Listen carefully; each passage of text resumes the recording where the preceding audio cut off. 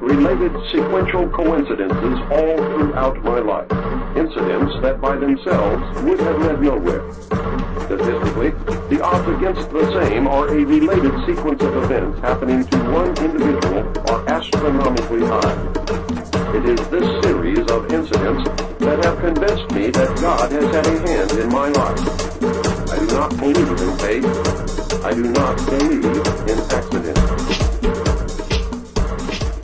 All right. It is Friday, January 17th, 2025, and this is your very first Sparkedcast. This is Alex Station. I do a lot of different content. I run a stream, pretty active on social media, on Instagram, on YouTube, but I felt like I wanted to create this medium essentially to make it so that it was a place that made a community, and a community that could be welcoming to essentially everyone. So what I want to do here is, if you're listening to this and me and you have interacted in any way on social media, that through activists, but even through other things, my other endeavors in sports and combat sports and stuff like that, obviously there's going to be a political tinge to all of this.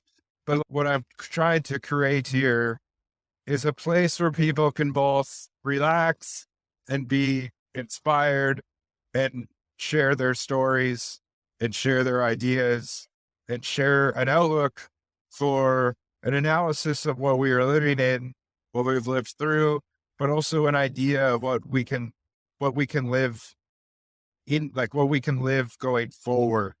And I think that is very key, because I feel like a big part of my evolution as just like a social being, as like a spirit psychologically and spiritually, is that like I've learned to accept that there are higher forces at play, and that no one person's efforts in anything in a superstructure that is like held up by all of our material interests, that some of us, we even act against those material interests every single day, or those material interests are different than what like our actual human desire is. When you are able to come to terms with the fact that like your individual action is not ever going to be enough to really bring about anything that's going to change anything, right? Like in the overall scheme of things. But what you can do is like change your life to make it so that you are living the way that you want the world to be. And if you focus on your own like social conditions and set yourself up, even if it's like in a material constrained environment, if you are still living how you want to live, free from as many chains that you are able to free yourself from, you're able to then live how you want to live rather than on the terms of others. And that includes like all of these obligations that we give to ourselves, like feeling like we have to go out and be radical, and we have to go out and be like, everything that we do has to be ideologically pure to what we project ourselves to be as social beings and online. But like, there's higher forces at play, and that no amount of your ideological pureness as someone living within the imperial core is going to change the fact that you represent Western hegemony, and that your actions can only go so far before they butt up against the structure. The second one is that all of life, everything in life, all of human existence is built up on contradiction, and that there is nothing that is 100% in alignment, that perfection does not exist in nature, and that all existence includes contradiction, and that the essence of humanity is to embody that contradiction, to make it fit. And that is basically how a new world is formed, both out of like the necessity for the things that the current world has made us have, and us coming to terms with the fact that those things, whether we might not like see them as quote unquote good, we are still a product of them. So it is in our best interest as human beings, for our wellness, to engage in those things rather than depraving ourselves of that experience, while also trying to innovate that experience to show how it can be better and how it can be more inclusive, and how it can be more community-based, and how we can take the tradition of human innovation and apply it to what we are living in now, and not by, because it will never be through, like, it will never occur outside of our existence, right? It will never happen in a way that like it not like there's not ever going to be some red light that turns on. What it's going to be is a piling up of contradictions that will lead to eventual like force a tipping point that will force the system to change. But it will never be like happening in the terms of like something new. It's going to be happening out of the ashes of the system that we are currently living in. So it's always going to look like capitalism. It's just that capitalism is going to transcend into a different type of capitalism. And I'm not saying that that's a good thing, and I'm not endorsing that. I'm saying that that's where we, as people within the imperial core, that's where our path forward is in the most realistic sense. Obviously, that moment will come where capitalism will be destroyed, because the means in which the system changes will make it so that the exploitation will be less and less tenable. So the means in which this new type of developmentalist capitalism emerges is a part of the path towards it collapsing. But it will never collapse until it butts up against the demands of the system. And the system is building up these contradictions that the system must embody. And that is how progress happens. It will never happen because of some desire to change. Obviously, politics and elections and electoralism, and obviously activism and radicalism and all that stuff plays a role in it. But there is never one thing, one act that brings about progress. It is all of them at once that leads to the tip of the spear and a tipping point that pushes the foot on the gas of progress. And all human existence is a cycle of this mass collectivization, followed by a deep individualization, followed by another mass collectivization. It's always happening out of the terms of the previous system, and then morphing from those terms to the point where you get so far that it no longer looks at all like it. It always comes out of it. Like capitalism didn't just become capitalism one day, right? Like it came out of the fall of feudalism, and it was a gradual system. And that is what will happen with capitalism falls, is it will be a gradual system that will not fall because of it being confronted directly. It will fall because of the system demanding that capitalism change. And by the time it's changed so much to fit the demands of the system, it will no longer be capitalism. And this is historical materialism. but it's also something that is already happening. We've already seen this new type of developmentalist capitalism with the modern economic theory and collectivization happening in places like China and many places throughout the global south. Obviously, it's not perfect. And obviously, all those places have flaws and are tarnished in some type of way. But again, that's existence. That's reality. Nothing is going to ever be perfect. It's always going to come out of the system in which we will always operate within the framework that we are given until we butt up against that framework so much that the framework no longer is the framework, because the demand has pushed it so far that the framework changes because it needs to. And that's because of the limits always being tested.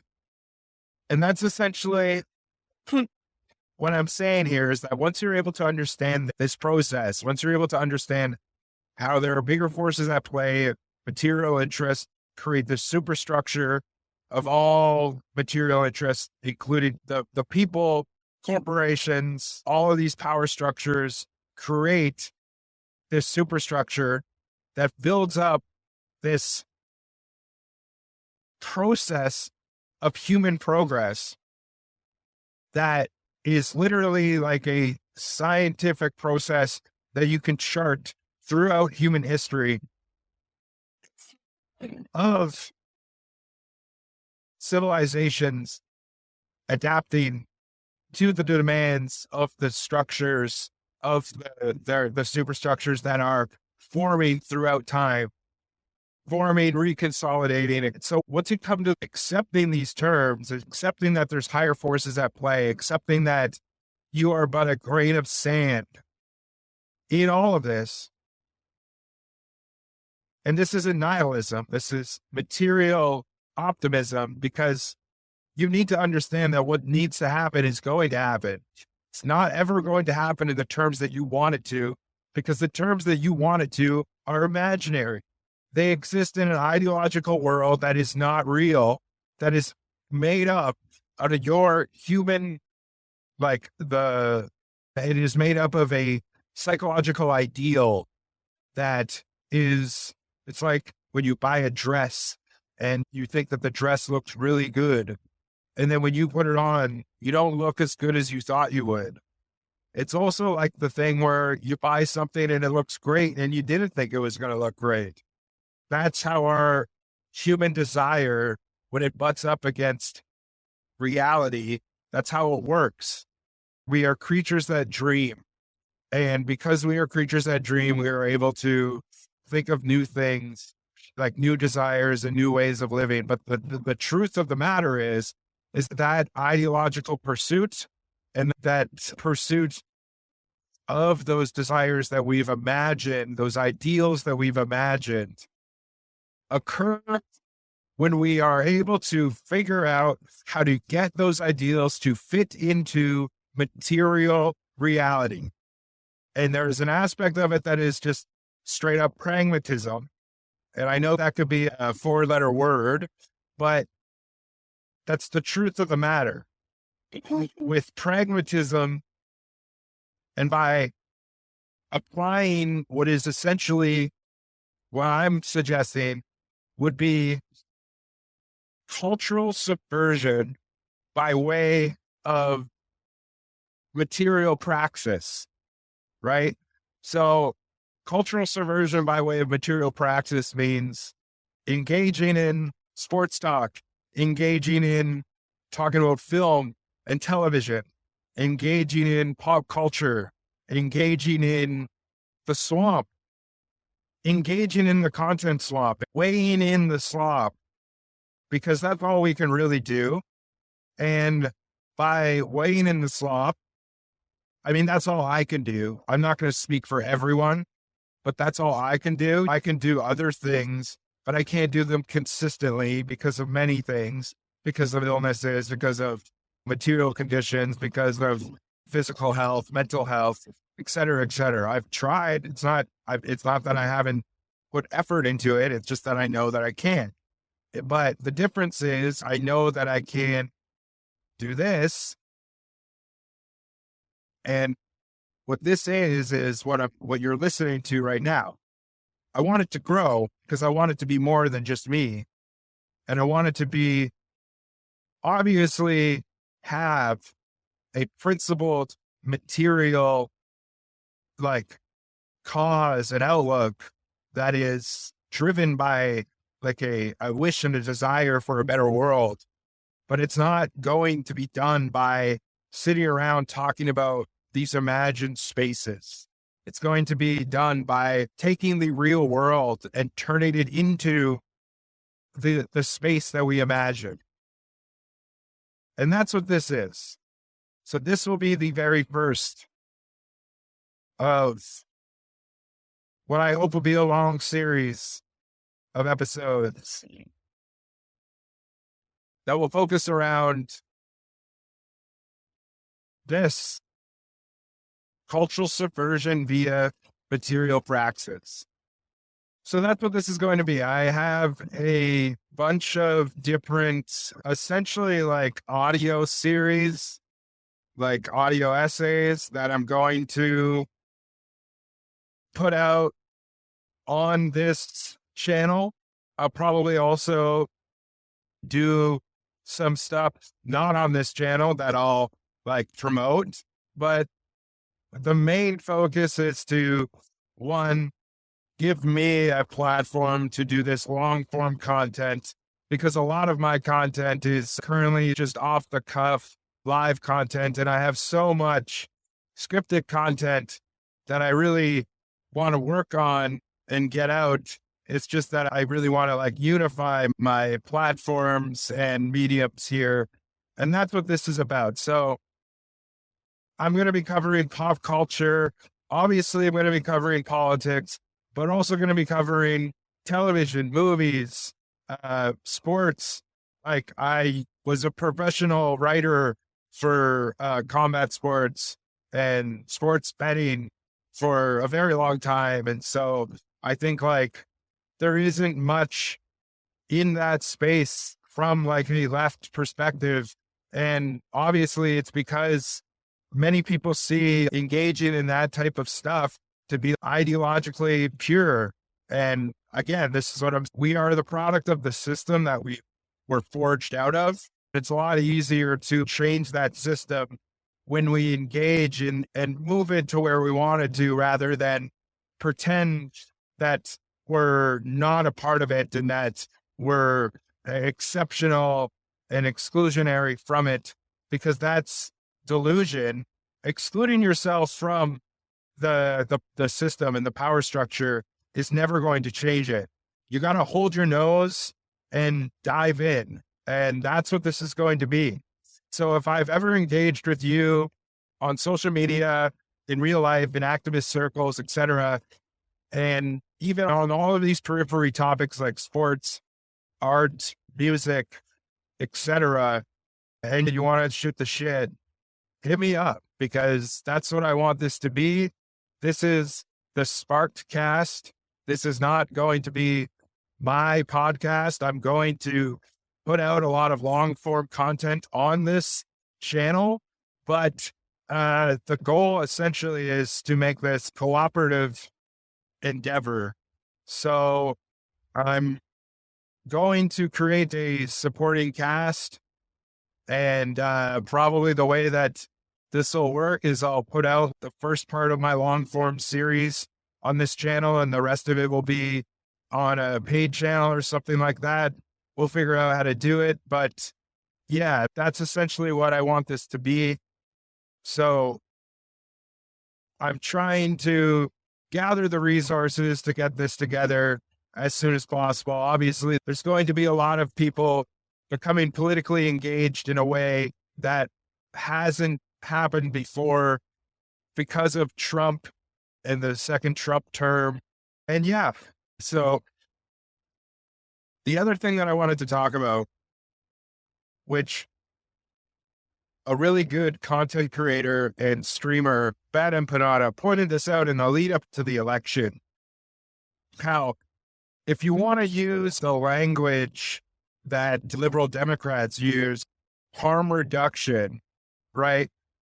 It would make more sense on a world scale to be for a Trump presidency as opposed to, Kamala Harris, who is basically like a unified version of all of the worst liberal imperialists to ever exist, with a merging of like the Obama administration, the Biden administration, and along with the Bush administration. So the neocons and the neoliberals coming together like the Avengers was really not a good thing as far as world peace and diplomacy, and that the Biden and Harris administration might have, Kamala Harris in her presidency might have canceled student debt or potentially expanded the welfare state. But again, if we're looking at this from a global perspective and a true internationalist perspective, wouldn't it be not in the best interest of diplomacy and world peace for all of the people who have benefited from the Western imperial overreach and the exploits of the post-colonial world that us in North America have benefited from, that so much of that system has been upheld by the social welfare system that really was only ever developed to maintain that settler colonial state. It was never for any type of means in which a true progress, it was never motivated by progress. It was motivated by statecraft. And so for Trump to come in and be very bad on domestic policy to the point where he might harm the economy, rip apart, decay social services, etc., what that will do is force the opposition to come together in a way that they may not have in any way. One, because it would have been Kamala that would have been materially constraining them. And two, they would have done things to expand the welfare state or give treats, the concessions to the upper middle class to be able to maintain their power. But that's not going to happen. Instead, we have Trump, who now I think that some people get this wrong about Trump. Like people call Trump stupid and like an idiot. And I think that there is some truth to that, but I also believe that he is a lot smarter than what a lot of people let on. The difference is that he doesn't think like in the way that a lot of these other neocon political and geopolitical operators think. He is ultra selfish. So like the way of like thinking in the best interest of the state, he doesn't think that way because he literally puts himself above the state. And he never, like, he has no allegiance to anything besides himself, which ends up, because he ends up having no, like, political allegiance beyond himself, he ends up serving the interest of a global power structure that, in a transition towards a more equitable global power structure, that is not because he wants to, but it's simply because he's so selfish that he's willing to make deals that would otherwise be detrimental to his like political brand, or detrimental to somebody else's political brand, because those types of moves would be seen as like against the grain and against like the ideological makeup of that political brand. And that's the thing, is that Trump doesn't have any type of ideological allegiance. Of course, he's a conservative, but I mean, we know that he was a Democrat for years up until like 2010 when he started the birther saga. But that's the thing, is that Trump is so selfish that he's willing to make deals with enemies if it's going to solidify himself as like a legacy political figure, because then it could be even the left, right? Like even the liberals would need to give it to him as far as an understanding of the history. You would have to give Trump his flowers in those terms. I'm not saying that. That's his motivator. That, along with what he can do to benefit himself in the long run, and by consistently being able to maintain his political brand and broadening that political brand to a height of exhaustion. He does all of this by operating in between the raindrops type thing, where it has nothing to do with any type of political alignment. It's just his own selfish motivations that drive this.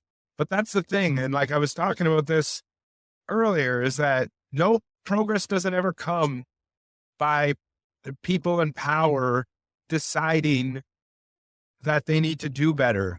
It comes from their material interests and the material interests of the demands of the moment coming into alignment.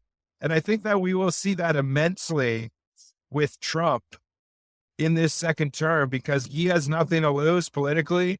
And like, he would rather go out as like a statesman rather than someone who is going to destroy the country. And I think that by being a statesman, he will like absolve the outrage that occurred that led to January 6th by saying, like, look at how such a great president I was. Of course, these people are upset. Again, let me underline this point. Not what I think, not what I believe. I'm talking about the motivating factors of these forces.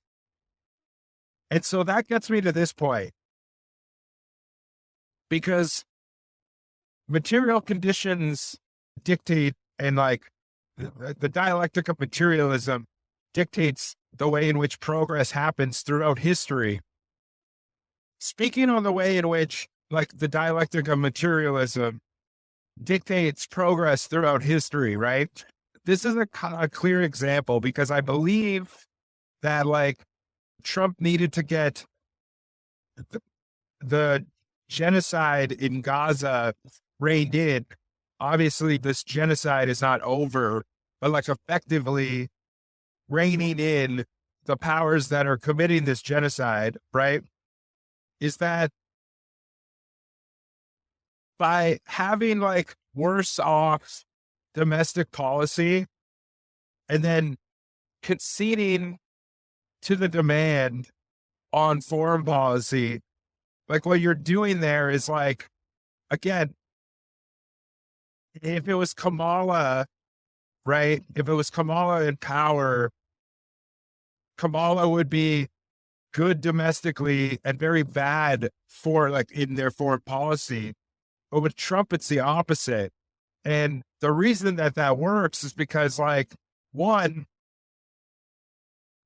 if you are putting people who are in the most like vulnerable state, that the most vulnerable people who rely on the state the most, right? And you pull the things that they are dependent on away, of course, there's going to be outrage, but the people who are doing that outrage have very little resources, very little time, because they're trying to survive. And they've also gone through a lifetime of being constrained by capitalism and their material conditions. When you talk about issues like foreign policy, it's not defined by class, right? There are people who are in solidarity with Palestine that are of the highest class all the way down to the lowest, right? And so Trump is able to trade off this outrage on foreign policy, because this is the thing, is that liberals, the very moment that Trump won was the very moment that liberals were willing to say that like a genocide was going on in Gaza, right? And so as soon as Trump came into power, what would happen is you would see like these AOC types who kept their mouths shut about everything that's been going on and did nothing effectively besides say, go vote and co-sign the current administration who was committing the genocide, is that those people will pivot overnight to being against it and to cordial the forces needed to bring about a greater demand. And that's the thing, is that that's one of those things that's one could be seen as apolitical because it is a foreign policy issue that kind of transcends political lines. And you're dealing with people who are not materially constrained. You're dealing with people, you are leaving yourself vulnerable for an issue that can be co-opted by the liberals, by the Democrats, to then use as a cudgel of opposition. And Trump knew, right? If you do that, right? If I strip away social services with hyper austerity, you're not going to be able to get the same boots on the ground than you would with this Palestine issue.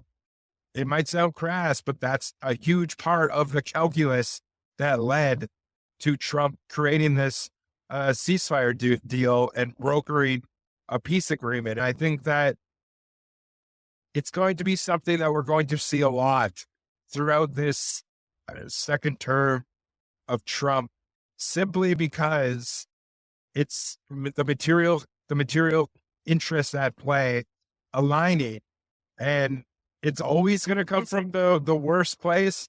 But for the most part, it's never going to come from the place that you think it's going to come from.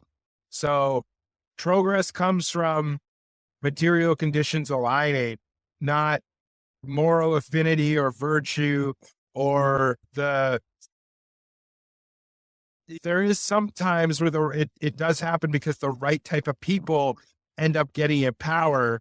But like you could point to FDR, Abraham Lincoln, etc.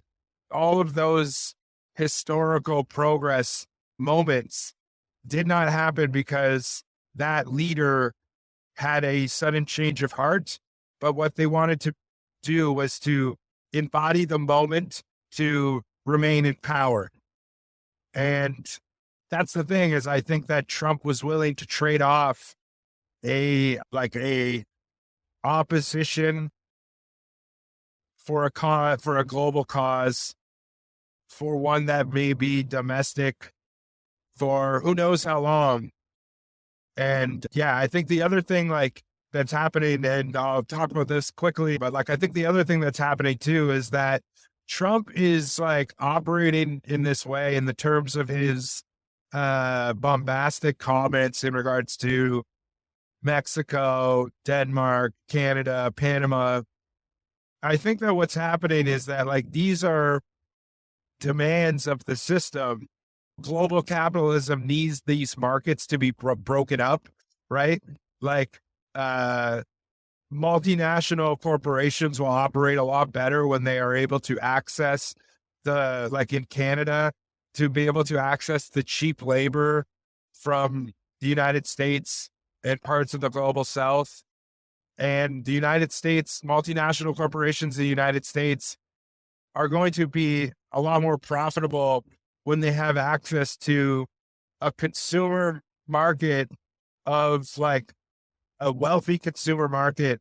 That dollar isn't depleted because of U.S. hegemony. So they want to essentially create a North American Union. And Trump, by using this bombastic rhetoric, is starting the negotiation, the ratchet effect, by saying the most extreme thing so that the settlement is actually what they wanted to begin with. And I think that has a lot to do with Denmark, Canada, etc. And I think that we're going to see a reintegration of the economies in the West, in the New World, in the global North, in North America, simply because capitalism is going to demand it, because the way in which capitalism is operating right now in these borders, right, because sometimes the border does benefit because it creates this fake line that splits the cost of labor dramatically, because you're able to exploit people on this side of the border that you aren't on the other. But in the terms of what's happening, like for the Canadian corporations, that is a yes. But for Americans, there's an aspect of that is yes too, but it's more about getting that wealthy Canadian money into the American market without the Canadian dollar being consistently hampered by American hegemony. And we're mostly always going to be, Canada's dollar is mostly always going to be a little bit less. And so that doesn't necessarily benefit, because they need it to switch where that Canadian market is going to be enticed to come into Canada by having a stronger dollar or a par dollar. And the way that happens is by creating a deeper integrated, multinational, multi-status economy that will create trade agreements and regional economic legislation that will entice trade and development in those areas by integrating the economies of different countries. I believe that has been the goal, and that Trump is really just doing what the system wants, but like by backdooring it, using bombastic, threatening rhetoric to make the settlement a lot easier, a pill that's a lot easier to swallow when you put a gun to the head of the people you're trying to negotiate with. So that's essentially what I think is happening. And yeah, I think that's going to be it for this one. Burst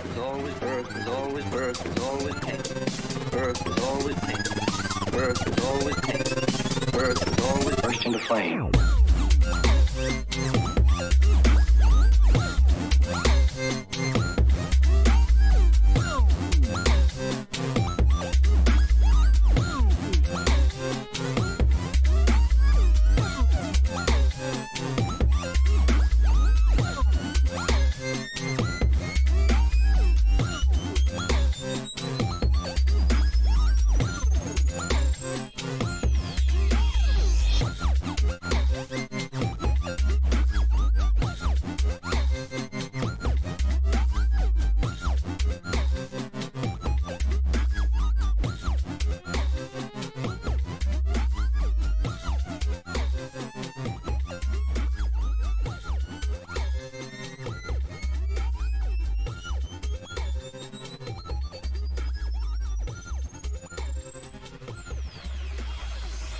Always